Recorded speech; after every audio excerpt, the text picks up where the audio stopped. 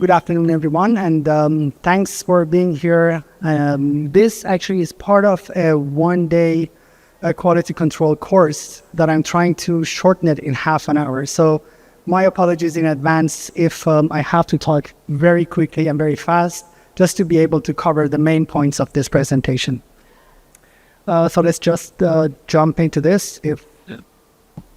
So what are we going to talk about today? We're going to talk about CRMs, when and why we have to use CRMs. We're going to mention just a quick points about where use of CRMs are mentioned in 43101 and why we should use them, where the qualified person has to address the use of CRMs. We're also going to talk about consideration of when you are purchasing or you are getting your CRMs.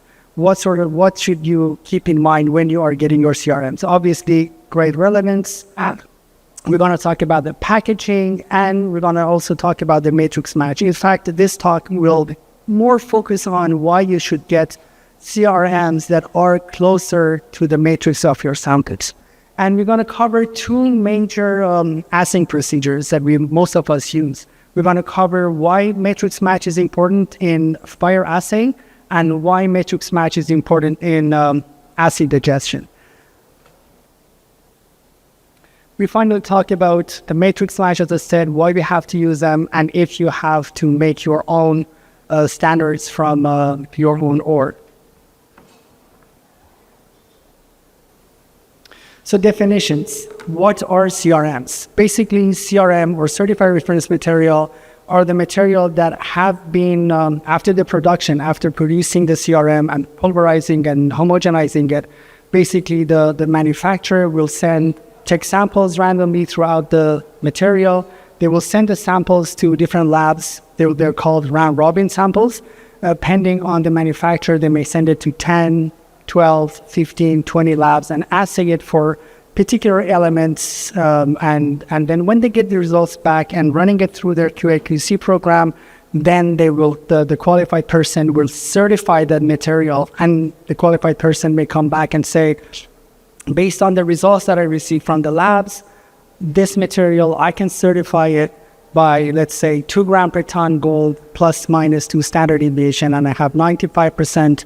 I'm sure that in 95% of the time you will get that results. If the results that you are receiving from the labs are not in that range, then you have to go back to the lab and make sure that labs is following the procedures that they have to follow, and see what the problem is. The benefits of for using of a CRM. What are the benefits of using the CRM? Basically, first and foremost, you're going to check the lab, the precision and the accuracy of the lab. What are they basically providing the results? Are the results that you're receiving are reliable or not? And if you can actually rely on those results that you're receiving from the lab. It will help you to detect the bias of each lab. So when you are sending a batch of samples to a lab and then you're inserting your standards between those samples, when you receive the results back, you would know right away that if the lab had higher bias or lower bias in that batch, and then you can point it out to the lab and say, these results are not acceptable, you have to re-assay it, or you look into your CRMs if you have chosen the right CRM. So we're going to talk about that later. And finally, it's maintaining the consistency from exploration stage, right from the get-go to your resource estimation, and finally to the production. I get a lot of questions, especially from younger geologists, that when should I use a CRM? It basically is always recommended to start using your standards, your certified reference material right from the get-go, from early stages of exploration up to your resource estimation in more advanced projects, and even in doing your production and mining. Each of them have their own results. Early stage exploration, when you want to basically, you're taking your grab samples, you're taking your trench samples. You don't even know if you are in a mineralized zone or not. But by using your CIM, you will validate the data that you are receiving, that yes, I am in this mineralized zone, or I'm in the background, I'm still in the background, and you have a robust database to prove that. Same for, obviously, when you are drilling holes and you're going to be using those holes for your resource estimation. So now when you're inserting your samples, your CRMs between the samples, the results that you get back from the labs are reliable or not.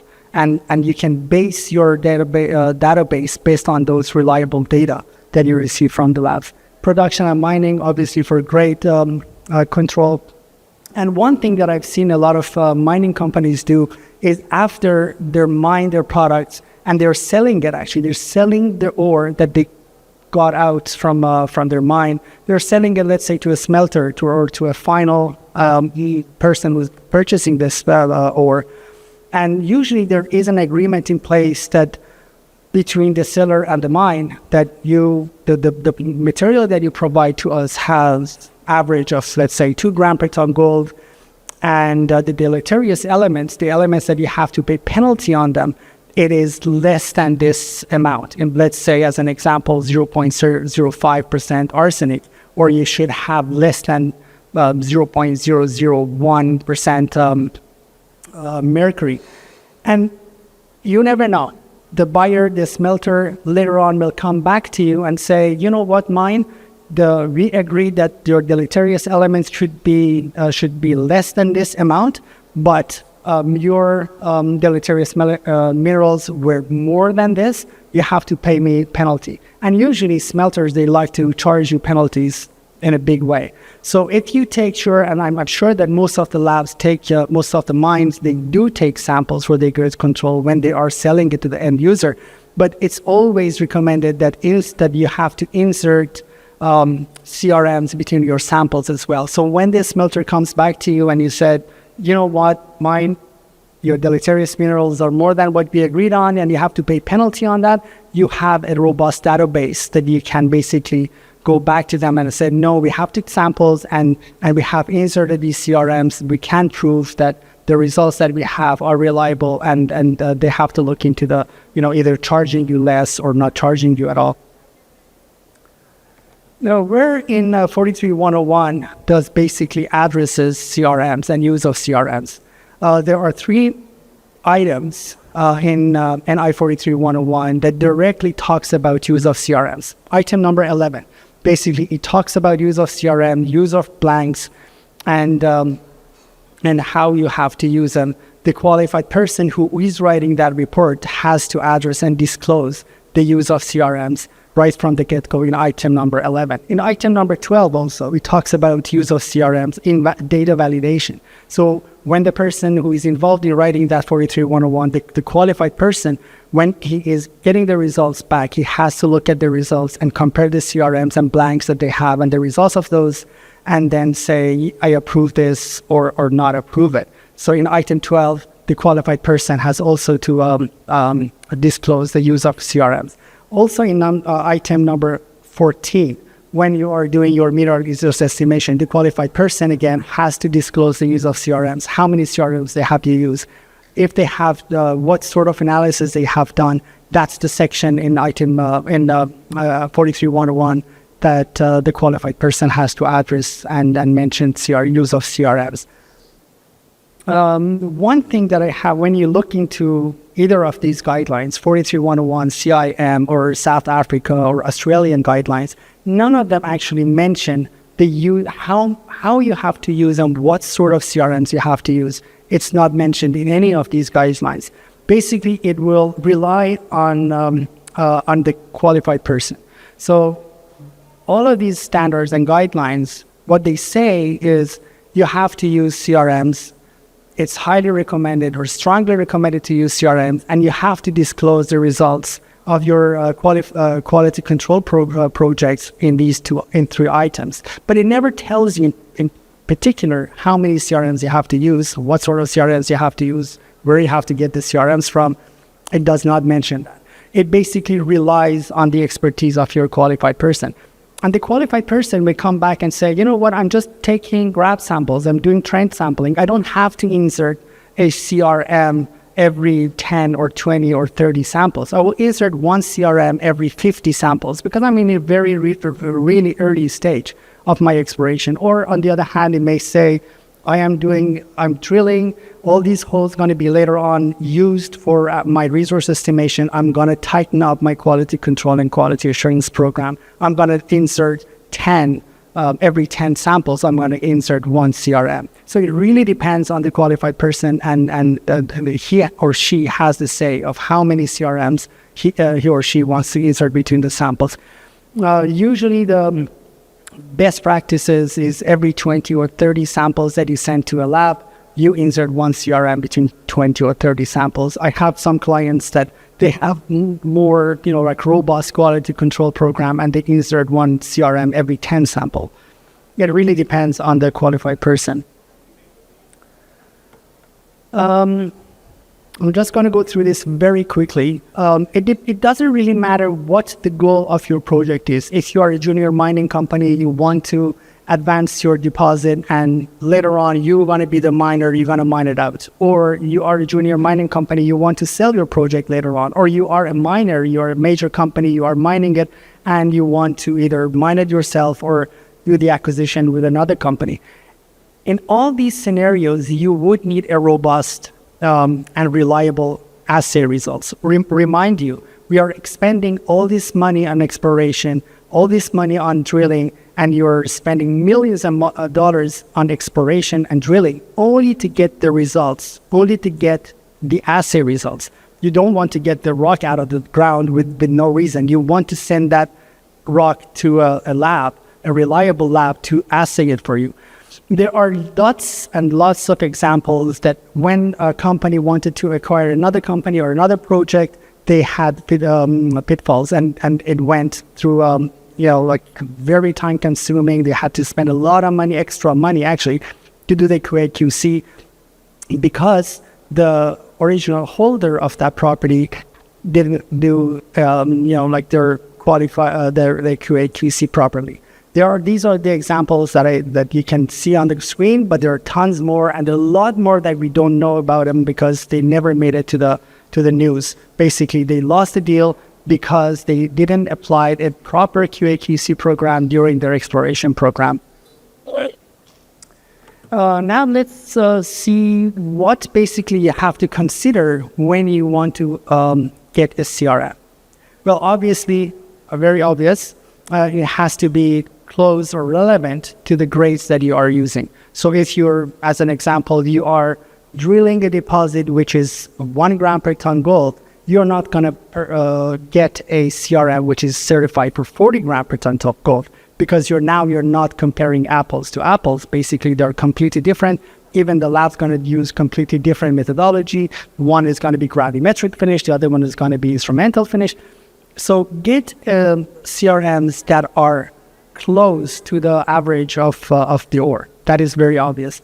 The other thing that you have to keep in mind is packaging of that CRM. Whichever company that you're getting your CRMs from, make sure that you get the CRMs in proper packaging. If you are drilling in a rainy season, if you're drilling in a humid environment, don't get CRMs that are packaged in tin type bags, just craft bags, because they get wet and then they may actually fall apart. Get them in foils, packaged in foils. If you are working in a controlled environment like a lab, don't spend too much money, extra money, for pre-packaged CRMs, because you're just paying extra, but you are in a controlled environment. You can easily just buy them in jars. On the other side of the spectrum, if you are drilling and you're going to be using your CRMs in drill shack, don't get them in jars, because as a geologist, we know how to mess things up. We can just contaminate that CRM and jeopardize the value, the certified values. So make sure that you get the right packaging as well. And most importantly, that's basically the reason for this talk, is matrix matching.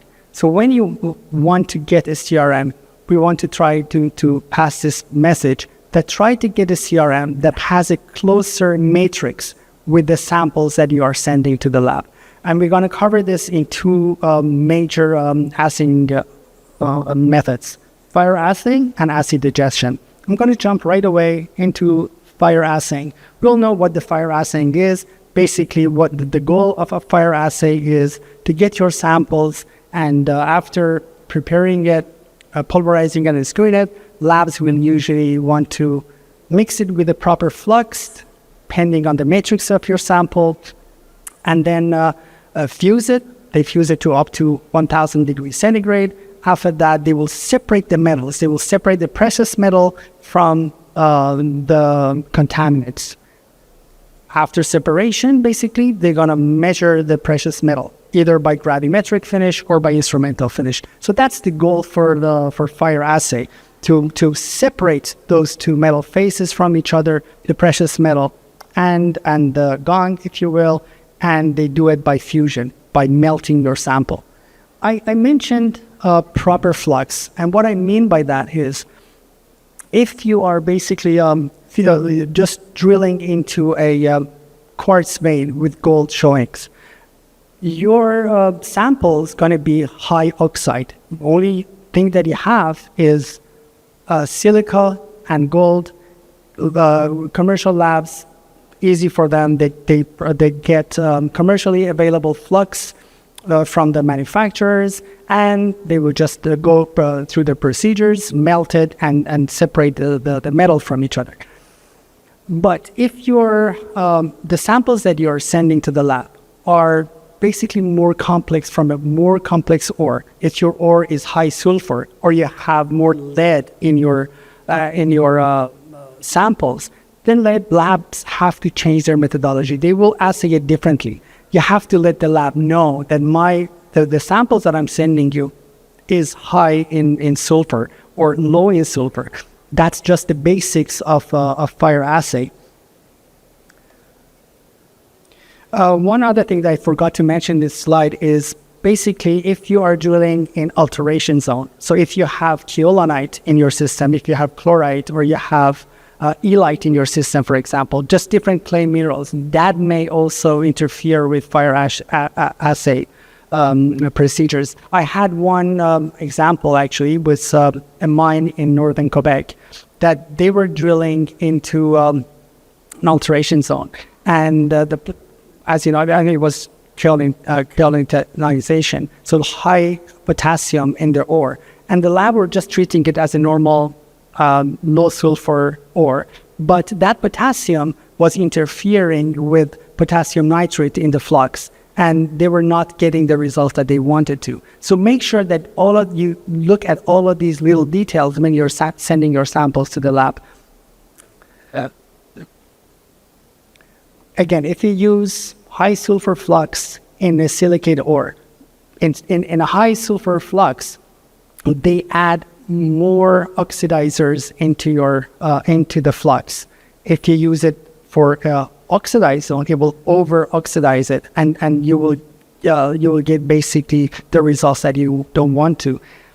Alternatively, the other side of the spectrum, if they use a silicate ore flux for a high sulfur ore, again, you would not receive the results that you want. You have to make sure that you tell the lab that my sample is high sulfur, is low sulfur, or whatever the complex is.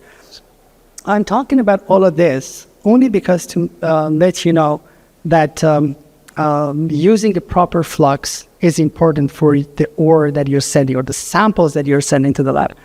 When you're choosing your CRM, make sure that it has the same sort of matrix. You are sending a high sulfur sample to the lab, get your CRMs that are high sulfur as well. If your samples are low sulfur, they're oxidized based, get CRMs that are oxidized based, and those were the reasons. This is another example.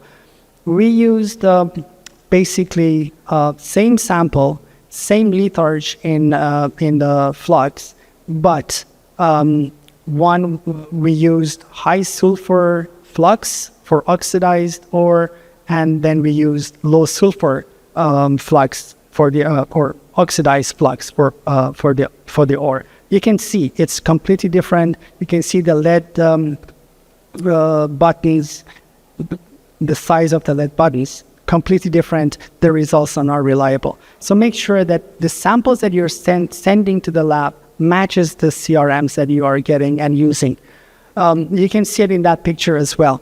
As you can see, these buttons are bigger than the samples. It's easy for the lab to say, these are different samples, these are probably the CRMs, and the rest are the sample stream. When they see that, actually, to get the right and the proper result, they will separate the CRMs and treat it separately, and then they will assay your samples separately. That will defeat the result, the reason of using a CRM. That will actually jeopardize your QA/QC program altogether, because now they are using different method only for the CRM and a different method for your samples. Make sure they all have the same metrics as close as possible. Why matrix match, again, is important in acid digestion. Where in acid digestion, what the labs do, again, after pulverizing it and screening it, they will start digesting it in different acids, either 4-acid, 2-acid, echo-regia digest, or full acid for full recovery. So it's really important to make sure that the lab has an understanding of the minerals in the sample and how they will react to different acids. Some minerals react differently than the other ones. Some react very quickly with the acid. Some takes more time to react to the acid digestion. This is one example. In fact, I put that because I met one of my friends here, and he was asking, why do we have lower bias in molybdenum from your standards? So I was looking at the data, and basically what we realized is molybdenum in this particular CRM was certified for acid digestion. I asked my friend what methodology you used. He said we use echo-regia digest. So completely two different digestions. Molybdenum didn't respond perfectly to 3-acid digestion or to echo-regia digest, but it did to 4-acid digestion. So the results, as you can see, it shows lower bias in echo-regia digest and the exact values that we certified for acid digestion. So one example I have here, again, is Goldfields trying to acquire a project in Philippines. They did the same thing. When Goldfield looked at the results, they thought it's for acid digestion. They did the resource estimation and financials, and they offered this project a value. When they looked at the data, that they realized that all their samples were assayed by echo-regia digest, not for acid digest, so everything has changed. They got actually that project. They finally went through the acquisition, but they got it with a very discounted price because they had to do their own internal QA/QC. Another case study that we did on one of our CRMs. This was ME 2002. We did an extensive study on this. We did XRF, XRD, and we did a microscope study under microscope. We looked at what minerals has in this CRM. So in this particular CRM, as you can see, only for silver, we had about 5 or 6 different minerals. For lead, we had about 3 different minerals. For copper as well, 4 or 5 different minerals. Do you think all these minerals react the same to acid digestion? They don't. Some of them are digested quicker than the other ones, and some of them, well, actually won't digest. So keep that in mind as well. When you are getting your CRMs, make sure that CRM that you're getting has closer metrics to your samples. So then you can compare apples to apples, and you will have a more reliable and robust database.